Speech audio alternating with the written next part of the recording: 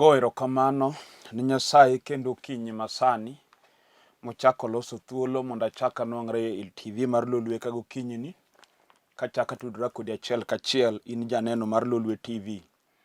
Nyasaye ochako timona ng'wono gokinyi ma kawuono mondo achak anwang'ra e studio ka kendo achak asom kuom wachne mondiki kendo apuonjre walam Nyasaye katieko. Mano emomiyo arwaki e chenro go chakre sani. Ikaw thuolo mari mondo ibed piny, ichik iti kendo ikaw mumbi ibed go e lweti, kech wabiro somo to ang' wanapuonjre kendo ang' wanalam Nyasaye kodi ka watieko. Mano emomiyo kata ka nitie gimoro mitimo e odi kanyo kata nitie shughuli ma idwa ni idhiye gokinyi sani, ang'e en Jumapili, seche moko iikri idwa ni iwuog idhi e kanisa, takwayo thuoloni kuom thuolo matin man gi studio ka mondo ibed piny mos mondo iwinj kuom wach madwaro mondo asom kendo wawuoye. Nyinga an Bishop William Abol, an jalego Murmalanga e piny Siaya County. Sani an e piny Nairobi ka kendo kama tiyo tich Nyasaye.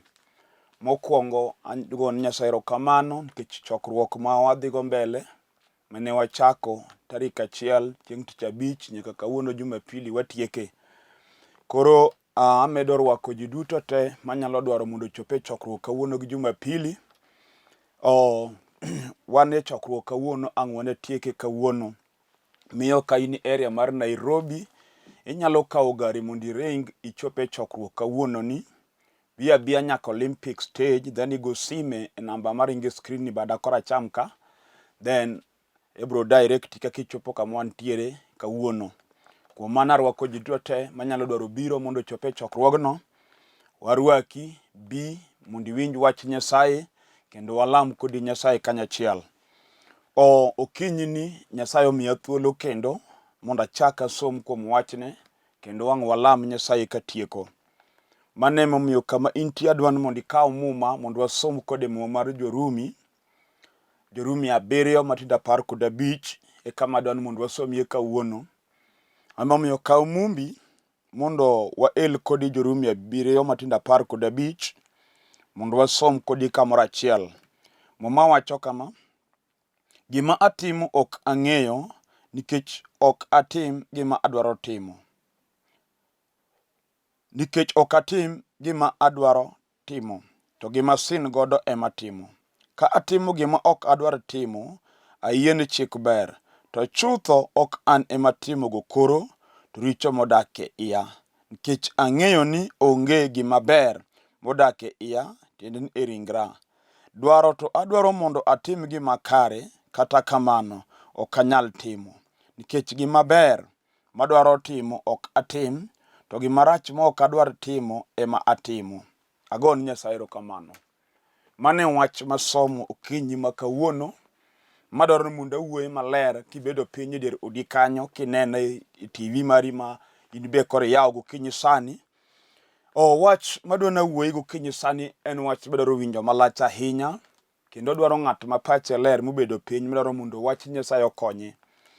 Wach madwa nawuoye ni tiende en ni adwa nawuoye wach gima timre ne ng'ato kuom achuna, ma en owuon ngimane ma iye ok ohero gino, to gino timre ne ma kata otamore. Wan gi jomoko mantie gik matimogi gin gik ma adier modong' duke e chunye kata ngimane ma iye chunye ok dwar gino. Kech jachien nyalo keto ng'ato gi gimoro ma ng'ato ok dwar to chuni go thuon kendo gino sandi. Onyalo sandi gi wachno ma kata in iwuon ibe penjo to ang'o matimi. Nitie ji mang'eny ma dhano kaneno kata ka ng'ato wuotho to nyalo laumo en ng'ani timre nade. Kata kamano en owuon e ngimane ok otim gima ohero. Nitie gima dhire gima otimono mosetame kaka onyalo timo. Ma en wach madwa nawuoye gokinyi sani. Winja maler nikech nitie Nyasaye manyalo golo ng'ato gima jachien ochunego. Satan nyalo chuno ng'ato gimoro makuodo wiye e kind ji, kendo onyalo keti ng'at moro mok chal gima in. Mimi niyud ka koro ji chayi nyaka jomoko nego chayi. Onyalo chuno dhako moro gadak kende, kata en nyar ng'ato ma jaber mosomo mariek. Seche moko in nyako wedwong' e odu, to in em jachien odong' kodi e dalano, kotami no kinyal dhi tedo. Ochuni gidak kendi ka in single mother. Kendo en gima sandi adier mibendi penjo ang'o matimore na. Kichina ina dhako mabe onego bed ni ode modag gi chuore. To jachien nyalo chung' e nyimi. Ma ng'ato koyudo ng'ato mawuoyo kode mondo udagi, to ochaka achaka maber kupango kaka udhi dak.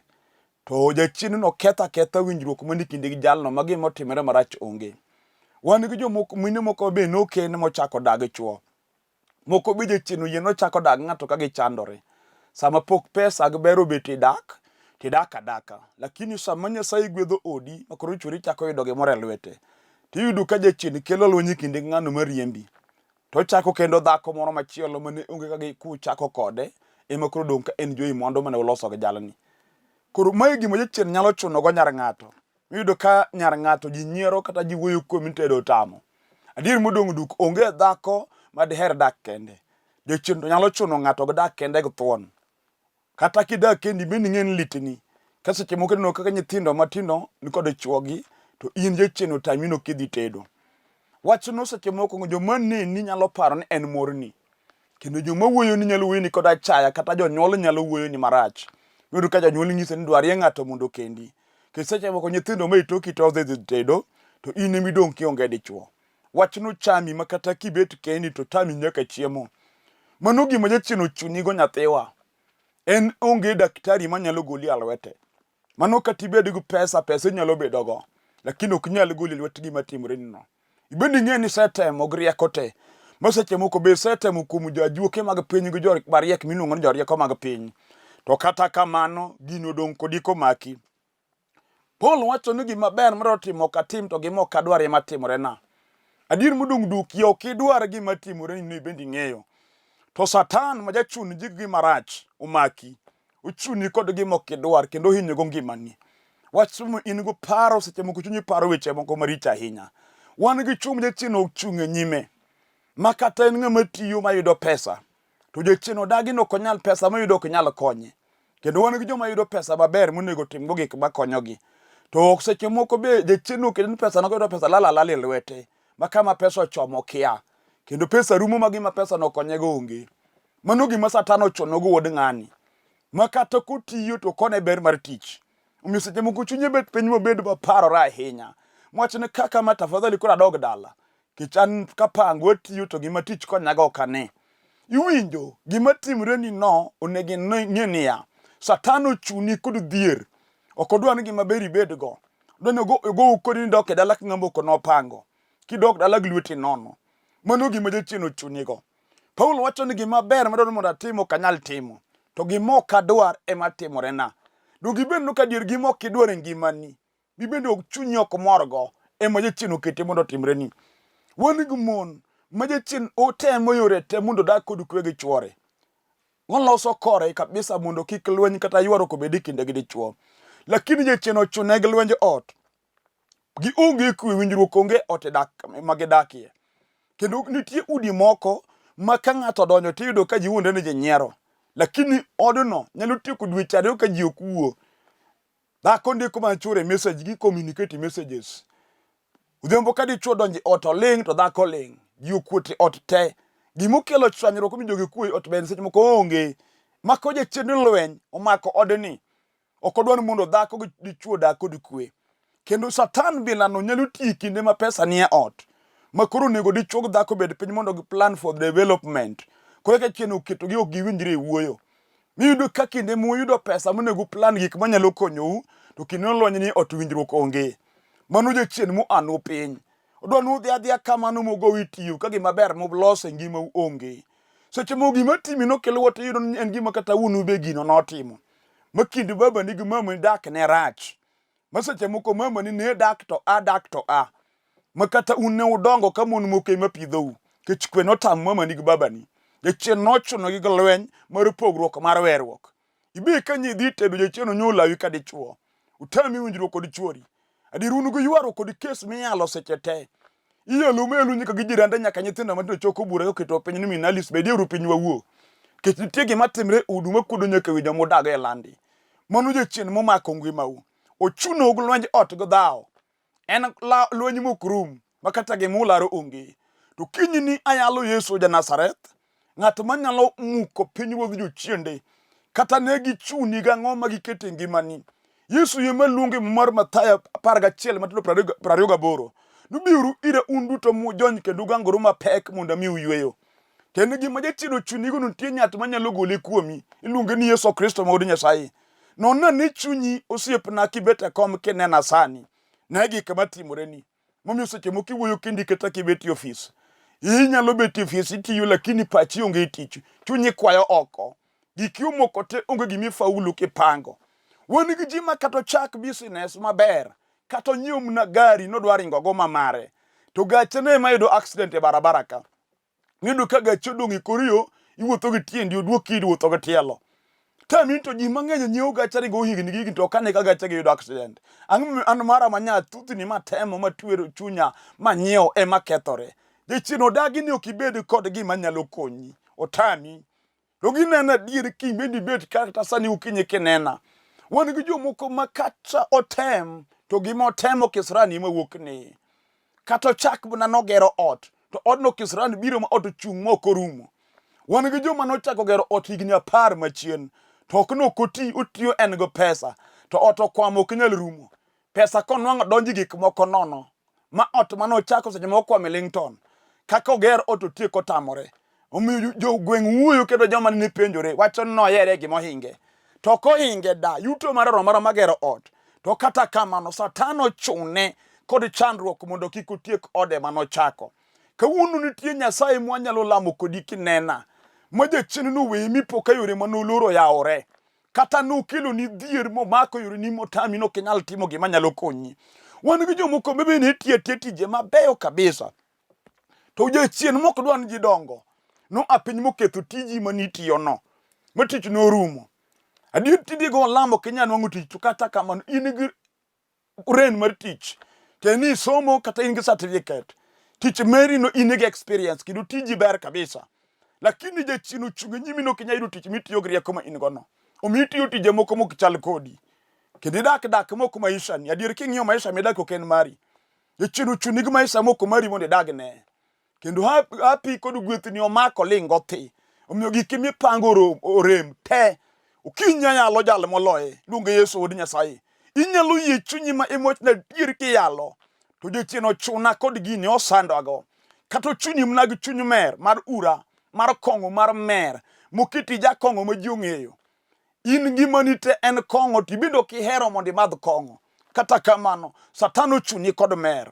Wan gi yowi jachien ochuno kod kong'o ma kata gokinyi sama koro yaleni. Omeri sadonjo bafi luokri maler iserwako longi. Isepango kuonde midhi methe. Iseloso pesa moro matin manye yudi so iwalet idwa wuok sani. Omera kamidhi ni dhi tiyo kata 20,000 kata 30 kata 100,000 dhi rume kong'o. Mitieko ga pesa e kong'o ni.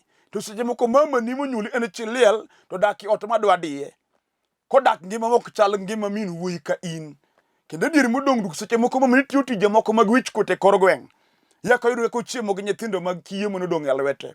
In to jachien rawo pori wi oketi in jaraha kamidaki no ji ong'eyi.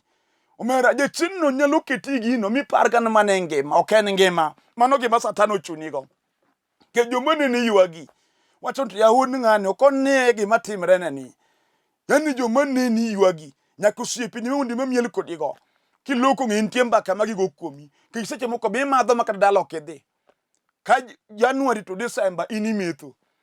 Kini neno nitie joma kata gomba mondo oyudie tich mitiyo no to tamore. Tinyalo madho siepa midong' ka in jakong'o ma ji ong'eyo. To ukinyi sani nitie Nyasaye manyalo goli kanyo. Wan gi chuo metho makata dala ne wigi owilgo. Ok dhi. Kendo kidonjo kama ji timri ng'ama lich kabisa ng'ama ji oluoro. To mere ka ji owuok ni koro ji dhi dalau kama ni ae chien. Tinyalo pondo nosiepeni. Kech kami ayo kichal kaka in. Kati ponga ban in mweshimiwa kati luongi gi nying mane. Usiepa ng'eni gima jachien mondo jachien mochuni gi marach mondo tim. Kech onge ng'ato manyalo wuok e gweng'i ko idho gari dhi kapango mondo odhi omadh kong'o. Kong'o ni nyaka e gweng'u jomoko metho kapango ka gima kong'o norumo e gweng'gi ne idho gari gidhi metho kuonde mane gidhiye. Iwinjo jachien rach. Unyalo dino pachi modin wang'i moketi gi moko ne gitim te onyisi ni mane gima ber kodi. Kawuono yalo ni Yesu ruodh warruok jal minyalo yie kuome.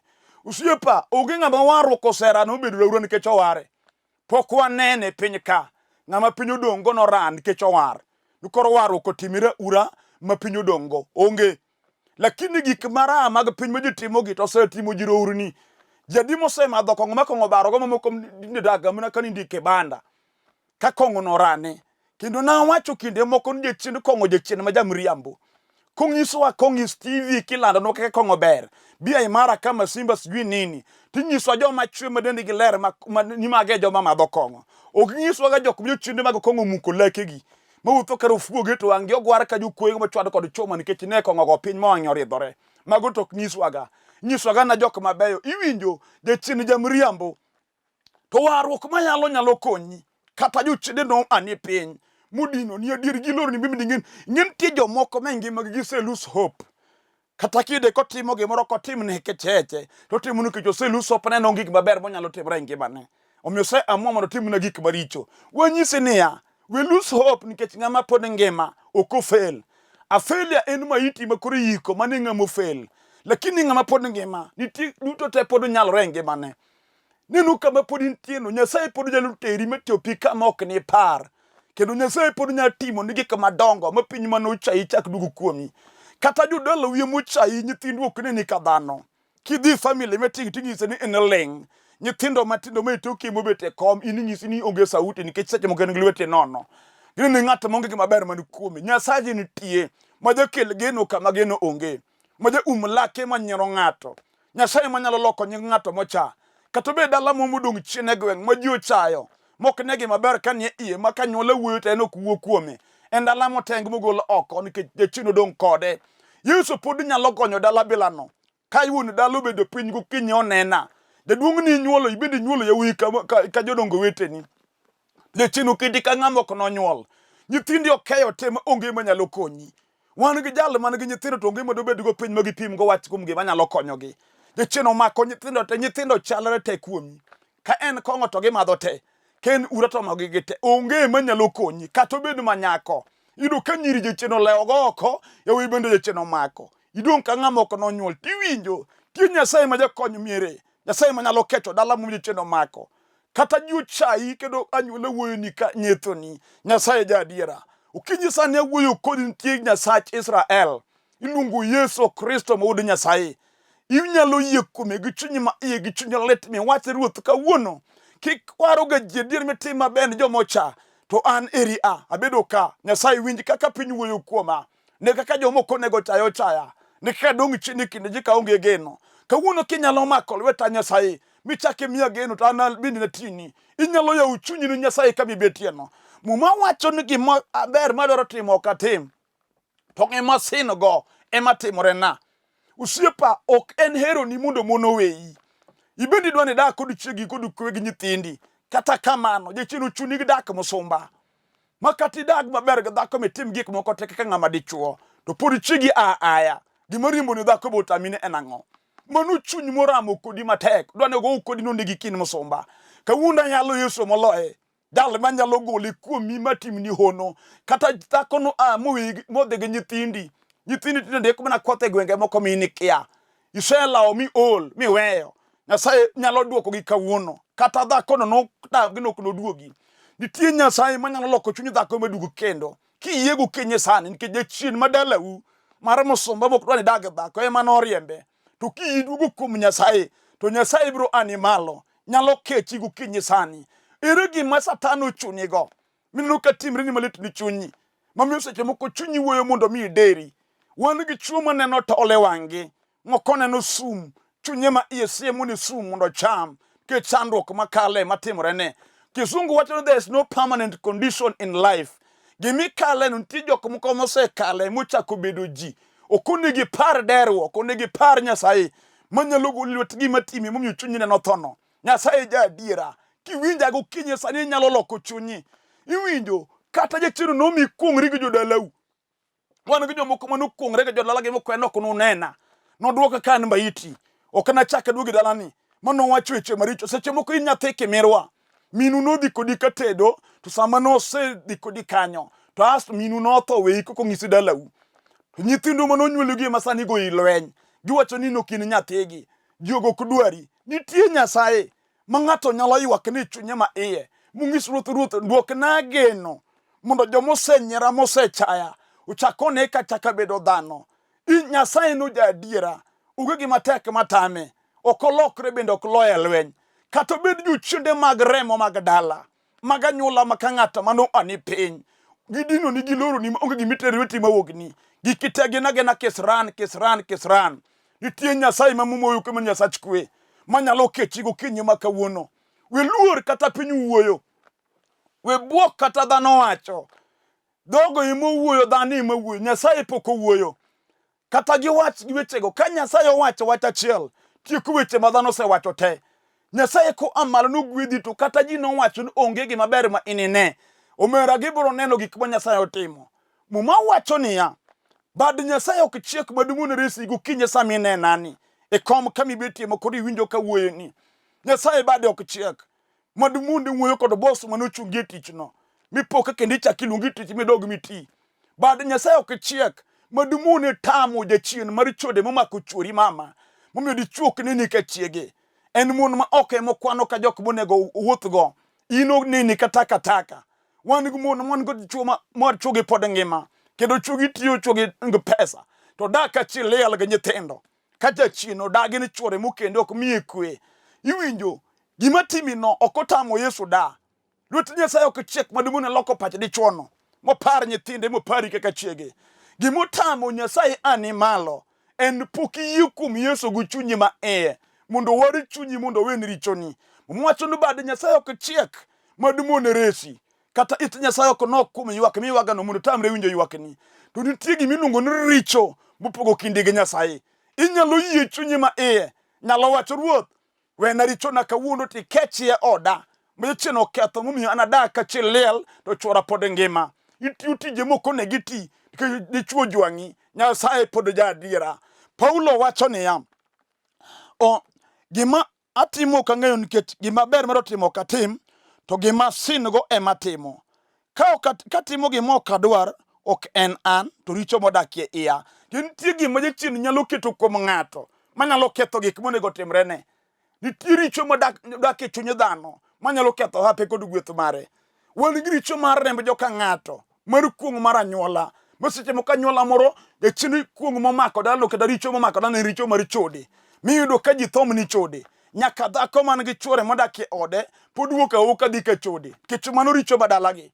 Nitie gir remo mar kodhi maka ng'ato manyalo mako kata ng'ama duong' ma ji oluoro. Nyalo mako kata ng'at migonu sarut gir kodhi.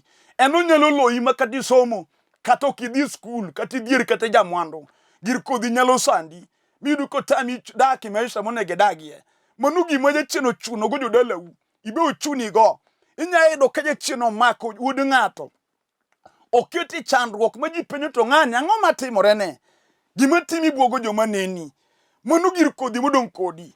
Adiru sendi kodhi odagi no kine ber. Kawuono yalo jalo manyalo goli gima timi no. Gima ya Satan ochunyigo. Adwa ni ifweny gima jachien ochuno go ngimani. Mochuno go dalau, mochuno go odi. Kato dagi man dalani, dalau ng'ato ok gerie ot.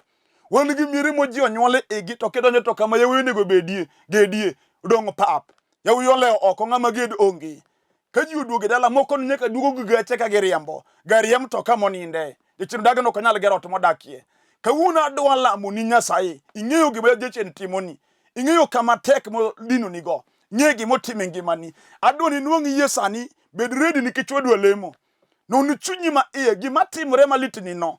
Chomo kode Nyasaye sama wadwa lamo sani. Kendo nyis Nyasaye gino ko ai chunyi ma iye. An gi yie gadier Nyasaye dhi timoni. Kata jachien ochuni manag ich bagore piny. Kata ochuni manag nego ni nyithindo minyuolo. Kata ochuni mama ni gimi tere lwete okuogni maber. Yie sani wadwa lemo. Kodi okinyi sani. Ng'am janeno manena ma chunyo nwang'o yie. Adwa ni yudi yie maduong' tigo chonge piny. Kama intie odikanyo kata kun wi piny. Kuom yie ma iye mar chunyi. Walama ni kodi Nyasaye moketaka. Nyasaye dhi timo ni ng'wono. Walamo. Ruoth jadiera ino kilokri. Nyasaye mang'wono ne ng'enyi. Kech dichuoni mukulo wiye piny go chunyi lit kalami sani. Ne dhako ni Nyasachwa makoro omo chunye kuom lit moneno. Ne jaduong' ni dayo ni Nyasaye. Aseketo joneno gi e lweti sani. iketho teko mag jochiende mochuni kod gik maricho matimore e ngimagi. Ti amal Ruoth mondo ilok ngima dhakoni, lok ngima dichuoni, lok ngima nyakoni kod wuoyini. Nyasaye, lok ngima jaduong'ni gi dayoni.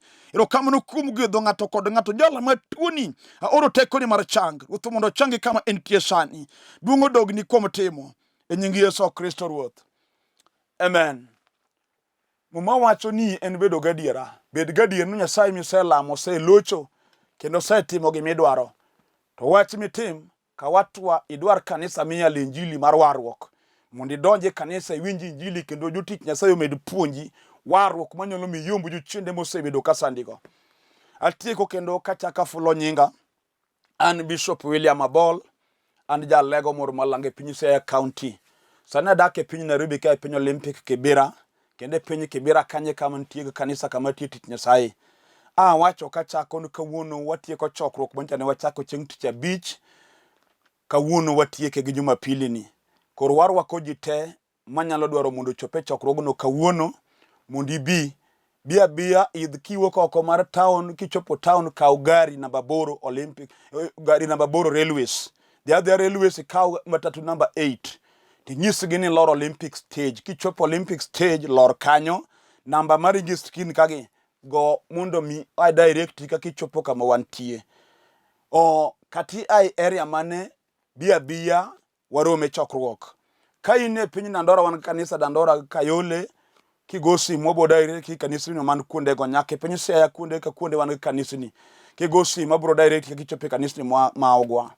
Namba mar sim mara en 0721 280025. 0721 280025. Airtel number 0782 495 083. Namba go teni screen ka. Inya yudo puonj maga e YouTube account mara bende ki subscribe Bishop William Abol. YouTube account mara Bishop William Abol. Ibo yudo puonj mag wach Nyasaye makete iye kanyo, buro gwedhi kende buro minyo unjo wach Nyasaye. Nyasaye mundo gwedhu nyaka Jumapili manyien. Shalom.